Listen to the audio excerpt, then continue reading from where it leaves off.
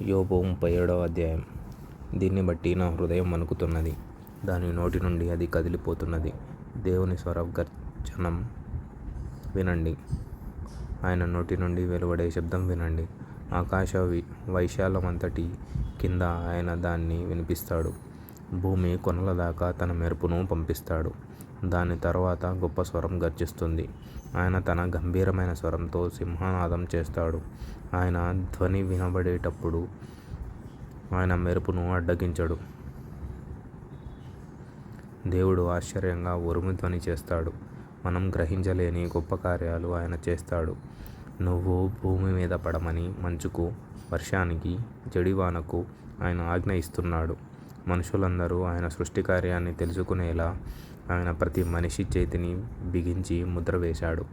జంతువులు వాటి గుహల్లో దూరి దాక్కుంటాయి. దక్షిణాన తుఫాను దాని ఆవాసం నుండి వస్తుంది. ఉత్తర దిక్కు నుండి చెదరగొట్టే చలిగాలులు వీస్తాయి. దేవుని ఊపిరి వలన మంచు పుడుతుంది. జల విశాలమంతా ఘనీభవిస్తుంది. ఆయన దట్టమైన మేఘాన్ని జలంతో నింపుతాడు. తన మెరుపులో మేఘాన్ని వ్యాపింపజేస్తాడు.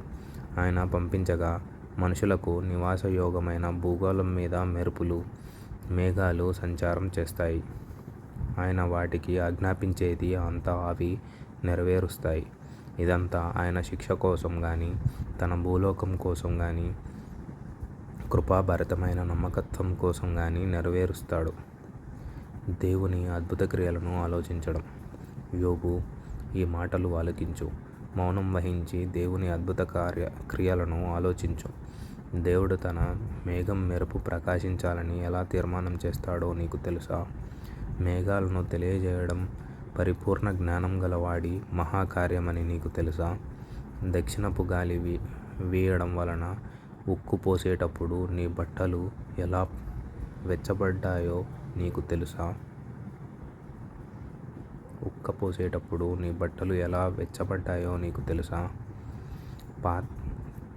పోతపోసిన అద్దమంతా దట్టమైన ఆకాశాన్ని ఆయన వ్యాపింపజేసినట్టు నువ్వు వ్యాపింపజేయగలవా? మేము ఆయనతో ఏమి పలకాలో అది మాకు నేర్పు. మా మనసులో చీకటి వల్ల మా వాదాలు ఎలా వినిపించాలో తోచడం లేదు. నేను పలుకుతానని ఎవరైనా ఆయనతో చెప్పవచ్చా? ఎవరైనా తాను నాశనమైపోవాలని కోరతాడా? ఎత్తుగా ఉన్న మేఘంలో ప్రవేశించే ఎండ ఇప్పుడు కనపడకపోయినా గాలి మేఘాలను పోగొట్టి దాన్ని తేటగా కనపరుస్తుంది. ఉత్తర దిక్కున బంగారు కాంతి పుడుతుంది. దేవుడు భీకరమైన మహిమను ధరించుకొని ఉన్నాడు. సర్వశక్తుడైన దేవుడు మహత్యం గలవాడు. ఆయన మనకు అగోచరుడు. న్యాయాన్ని, నీతిని ఆయన ఏమాత్రం చెరపడు. అందువలన మనుషులు ఆయన పట్ల భయభక్తులు కలిగి ఉంటారు. తాము జ్ఞానులం అనుకునే వారిని ఆయన ఏమాత్రం లక్ష్యపెట్టడు. యోబు 38వ అధ్యాయం. యెహోవా మాటలు. అప్పుడు యెహోవా సుడిగాలిలో నుండి యోబుకు ఇలా జవాబిచ్చాడు. జ్ఞానం లేని మాటలు చెప్పి నా పథకాలను చెడగొడుతున్న వీడెవడు? పౌరుషంగా నీ నడుము బిగించుకో. నేను నీకు ప్రశ్న వేస్తాను, నాకు జవాబియ్యాలి. నేను భూమికి పునాదులు వేసినప్పుడు నీవెక్కడ ఉన్నావు? నీకు అంత తెలివితేటలుంటే చెప్పు. నీకు తెలిస్తే చెప్పు. దాని పరిమాణం ఎవరు నిర్ణయించారు? దానికి కొలతలు వేసిందెవరు? దాని పునాదులు దేనిపై ఉన్నాయి? ఉదయ నక్షత్రాలు కలిసి పాడినప్పుడు దేవదూతలందరూ ఆనందంగా జయ జయధ్వానాలు చేస్తుండగా దాని మూలరాయి నిలబెట్టింది ఎవరు? సముద్రం దాని గర్భం నుండి పొర్లిరాగా తలుపులు వేసి దాన్ని మూసిన వాడెవడు? నేను మేఘాలకు బట్టలు తొడిగినప్పుడు, గాఢాంధకారాన్ని దానికి పొత్తిగుడ్డగా వేసినప్పుడు నువ్వు ఉన్నావా? సముద్రానికి నా సరిహద్దు నియమించి దాని తలుపులను, గడియలను అమర్చినప్పుడు నువ్వు ఇంతవరకే మరి దగ్గరకు రాకూడదు. ఇక్కడే నీ తరంగాల స్వరం అణిగిపోవాలి అని నేను సముద్రానికి చెప్పినప్పుడు నువ్వు ఉన్నావా? నీ జీవితకాలం అంతటిలో ఎప్పుడైనా ప్రాతకాలాన్ని రమ్మని ఆజ్ఞాపించావా? తెల్లవారి సూర్యోదయానికి దాని స్థానాన్ని నియమించావా? దుష్టులు దానిలో ఉండకుండా దులిపివేసేలా భూమి అంచులను అది ఒడిసి పట్టేలా ఉదయాన్ని పంపించావా? ముద్ర బంకమట్టి రూపాన్ని మార్చినట్టు భూతలం రూపాంతరం చెందుతూ ఉంటుంది. దానిపై ఉన్నవన్నీ వస్త్రం మీద మడతల్లాగా స్పష్టంగా కనబడతాయి. దుష్టుల వెలుగు వారి నుండి తొలగిపోతుంది. వారు ఎత్తిన చెయ్యి విరగ్గొట్టబడుతుంది. సముద్రపు ఊటల్లోకి నువ్వు చొరబడ్డావా? సముద్రం అడుగున తిరుగులాడావా? మరణ ద్వారాలు నీకు తెరుచుకున్నాయా? మరణాంధకార ద్వారాలను నువ్వు చూశావా? భూమి వైశాల్యం ఎంతో నువ్వు గ్రహించావా? ఇదంతా నీకేమైనా తెలిస్తే చెప్పు. వెలుగు విశ్రాంతి తీసుకునే చోటకు దారి ఏది? చీకటి అనే దాని ఉనికిపట్టు ఏది? వెలుగును చీకటిని అవి ఉద్యోగాలు చేసే చోటులకు నువ్వు తీసుకుపోగలవా? వాటి పని అయిపోయాక వాటిని మళ్ళీ వాటి ఇళ్లకు తీసుకుపోగలవా? ఇవన్నీ నీకు తెలుసు కదా. నువ్వు అప్పటికే పుట్టావట గదా. నువ్వు బహువృద్ధుడివి మరి. నువ్వు మంచును నిలువ చేసిన గిడ్డంగుల్లోకి వెళ్ళావా? వడగండ్లను దాచి ఉంచిన కొట్లను నువ్వు చూశావా? ఆపత్కాలం కోసం, యుద్ధ దినాల కోసం నేను వాటిని దాచి ఉంచాను. మెరుపులను వాటి దారుల్లోకి పంపించే చోటు ఏది? తూర్పు గాలి ఎక్కడి నుండి బయలుదేరి భూమి మీద నఖముఖాల వీస్తుంది? మనుషులు లేని తావుల్లో వర్షం కురిపించడానికి, నిర్జన ప్రదేశాల్లో వాన కురియడానికి, చవిటి నేలలను, జనసంచారం లేని ఎడారులను తృప్తిపరచడానికి, అక్కడ లేత గడ్డి పరకలు మొలిపించడానికి, వర్షధారల కోసం కాలువలను, ఉరుములు గర్జించడానికి దారులను ఏర్పరిచిన వాడెవడు? వర్షానికి తండ్రి ఉన్నాడా? మంచు బిందువులను కన్నది ఎవరు? మంచుగడ్డ ఎవరి గర్భంలో నుండి వస్తుంది? ఆకాశం నుండి జాలువారే మంచును ఎవరు పుట్టించారు? జలాలు దాక్కుని రాయిలాగా గడ్డకట్టుకుపోతాయి. అగాధ జలాలు ఉపరితలం ఘనీభవిస్తుంది. కృత్తిక నక్షత్రాలను నువ్వు బంధించగలవా? మృగశిరకు కట్లు విప్పగలవా? వాటి కాలాల్లో నక్షత్ర రాశులను వచ్చేలా చేయగలవా? సప్తర్షి నక్షత్రాలను, వాటి ఉపనక్షత్రాలను నువ్వు నడిపించగలవా? ఆకాశ మండల నియమాలు నీకు తెలుసా? అది భూమిని పరిశీలించే విధానం నువ్వు స్థాపించగలవా? జడివాన నిన్ను కప్పేలా మేఘాలకు గొంతెత్తి నువ్వు ఆజ్ఞ చేయగలవా? మెరుపులు బయలుదేరి వెళ్ళి చిత్తం ఇదిగో ఉన్నాం అని నీతో చెప్పేలా నువ్వు వాటిని బయటకు రప్పించగలవా? మేఘాల్లో జ్ఞానం ఉంచిన వాడెవడు? పొగమంచుకు తెలివినిచ్చిన వాడెవడు? నైపుణ్యంగా మేఘాలను లెక్కబెట్టగలవాడెవడు? మట్టి గడ్డల్లోకి ధూళి దూరి అవి ఒక దానికొకటి అంటుకునేలా మేఘ కలాశాల్లో నుండి నీటిని ఒలికించగలిగింది ఎవరు? ఆడసింహం కోసం నువ్వు జంతువును వేటాడతావా? సింహం పిల్లలు తమ గుహల్లో పడుకొని ఉన్నప్పుడు, తమ మాటుల్లో పొంచి ఉన్నప్పుడు నువ్వు వాటికి ఆకలి తీరుస్తావా? కాకి పిల్లలు దేవునికి మొరపెట్టేటప్పుడు, ఆకలికి అలమటించేటప్పుడు వాటికి ఆహారం ఇచ్చేవాడెవడు?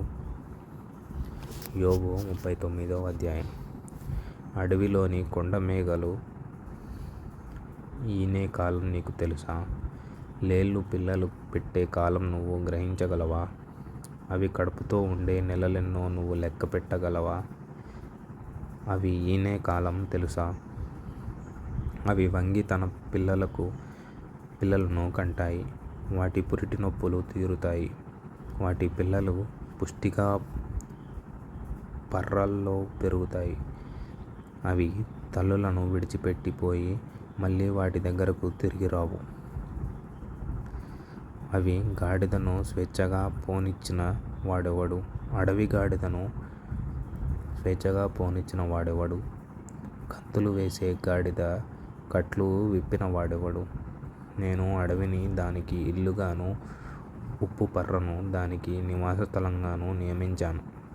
పట్టణపు రణగొణధ్వనులను చూసి అది తిరస్కారంగా నవ్వింది. తోలేవాడి అదిలింపులు అది వినదు. పర్వతాల వరుస దానికి మేత భూమి. అన్ని రకాల పచ్చని మొలకలను అది వెతుక్కుంటుంది. అడవి దున్న నీకు సంతోషంగా ఊడిగం చేస్తుందా? అది నీ కొట్టంలో ఉండడానికి ఒప్పుకుంటుందా? పగ్గం వేసి అడవి దున్నని నాగలి దున్నించగలవా? దాన్ని తోలుకుపోయి పల్లాలను చదును చేయించగలవా? అది మహాబలిష్టమైనదని దాన్ని నువ్వు నమ్ముతావా?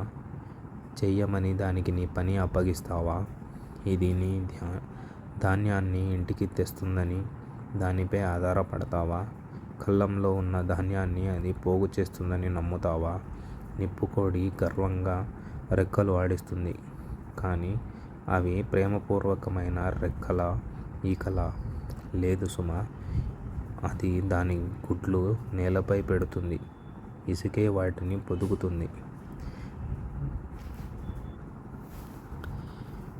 దేని పాదమైనా వాటిని తొక్కుతుందని.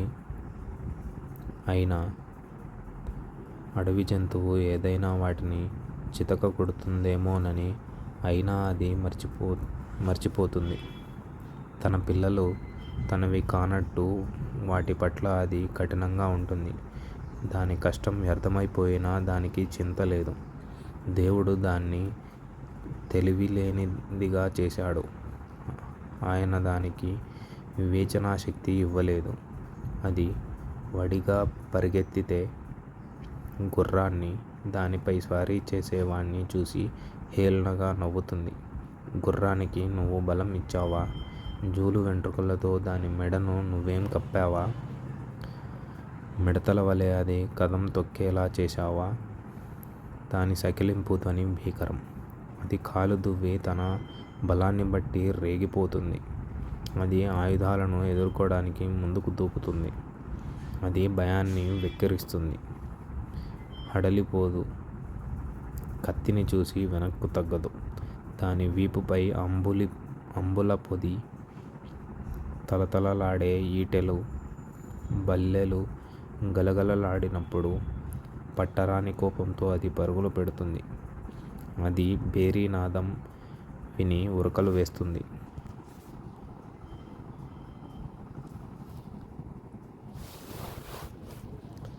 బాకాధ్వని వినపడినప్పుడెల్లా అది హుంకరిస్తుంది. దూరం నుండి యుద్ధవాసన పసిగడుతుంది. సేనాధిపతుల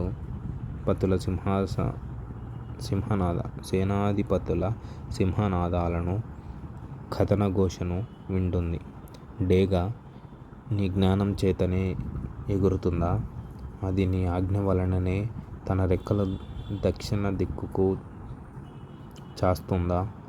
గరుడ పక్షి నీ ఆజ్ఞకు లోబడే ఆకాశ వీధికెక్కుతుందా? తన గూడును ఎత్తైన చోటు కట్టుకుంటుందా? అది కొండ శిఖరాలపై నివసిస్తుంది. కొండ కొనపై ఎవరూ ఎక్కలేని చోట గూడు కట్టుకుంటుంది.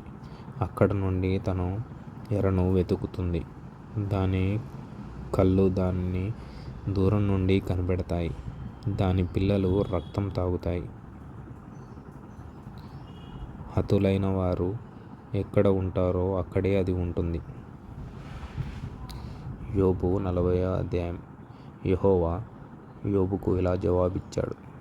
ఆక్షేపణలు చేయాలని చూసేవాడు సర్వశక్తుడైన దేవుణ్ణి సరిదిద్దాలని చూడవచ్చా? దేవునితో వాదించేవాడు ఇప్పుడు జవాబియ్యాలి. అప్పుడు యోబు యెహోవాకు ఇలా జవాబిచ్చాడు. చూడు, నేను నీచుణ్ణి. నేను నీకు ఏమని ప్రత్యుత్తరం ఇస్తాను? నా నోటి మీద చెయ్యి ఉంచుకుంటాను. ఒకసారి మాట్లాడాను, నేను మళ్ళీ నోరెత్తను. 2 సార్లు మాట్లాడాను, ఇకపై పలుకను. ఇప్పుడు యెహోవా సుడిగాలిలో నుండి యోబుకు ఇలా జవాబిచ్చాడు. పౌరుషం తెచ్చుకొని నీ నడుము కట్టుకో. నేను నీకు ప్రశ్న వేస్తాను, జవాబియ్యి. నేను అన్యాయం చేశానని అంటావా?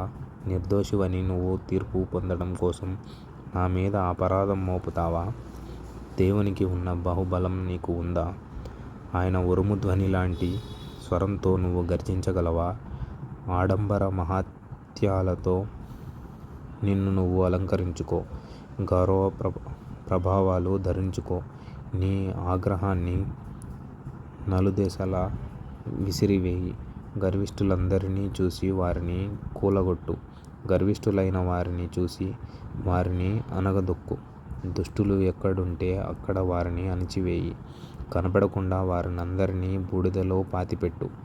సమాధిలో వారిని బంధించు. అప్పుడు నీ కుడి చెయ్యి నిన్ను రక్షించగలదని నేను నిన్ను గూర్చి ఒప్పుకుంటాను. నిన్ను చేసినట్టే నేను చేసిన మరొక జీవి, నీటి ఏనుగును నువ్వు చూశావు గదా. ఎద్దులాగా అది గడ్డి మేస్తుంది. చూడు, దాని శక్తి దాని నడుములో ఉంది. దాని బలం దాని కడుపు నరాల్లో ఉంది. దేవదారు చెట్టు ఊగినట్టు దాని తోక ఊగుతుంది. దాని తొడ కండరాలు దృఢంగా అతికి ఉన్నాయి. దాని ఎముకలు ఇత్తడి గొట్టాల్లాగా ఉన్నాయి. దాని కాళ్ళు ఇనుప కడ్డీల్లాగా ఉన్నాయి. అది దేవుడు సృష్టించిన వాటిలో ముఖ్యమైనది. దాన్ని చేసిన దేవుడే దాన్ని ఓడించగలడు. పర్వతాలు దానికి మేత మొలిపిస్తాయి. అడవి మృగాలన్నీ అక్కడ ఆడుకుంటాయి. తామర చెట్ల కింద జమ్ముగడ్డి చాటున పర్రలో అది పండుకుంటుంది. తామర తూడులు దానికి నీడనిస్తాయి. సెలయేరు ఒడ్డున ఉన్న నిరవంజి చెట్లు దాని చుట్టూ ఉంటాయి. నదీ ప్రవాహం పొంగి పొర్లినా అది భయపడదు. యొర్దాను లాంటి ప్రవాహం పొంగి దాని ముట్టేదాకా వచ్చినా అది బెదరదు. ఎవరైనా దాన్ని కొక్కివేసి పట్టుకోగలరా? ముక్కుకు పగ్గం వేయగలరా?